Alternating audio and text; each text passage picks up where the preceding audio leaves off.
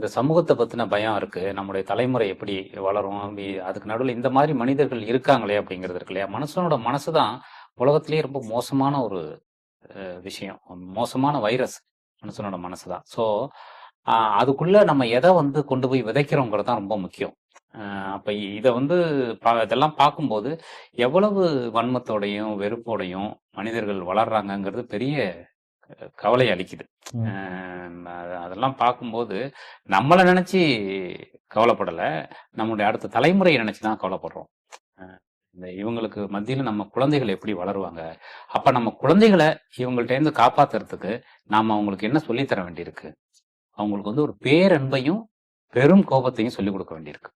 நம்முடைய பிள்ளைகளுக்கு.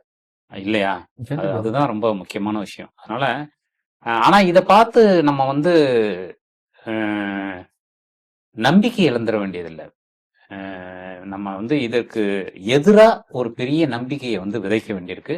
பெரிய அன்பை விதைக்க வேண்டியிருக்கு. நீங்க ஒரு ஹேட்டுக்கு எதிரா நம்ம வந்து ஒரு லவ்வ தான் சொல்லணும். அந்த லவ் தான் இந்த ஹேட்டை எல்லாம் மாத்தும்.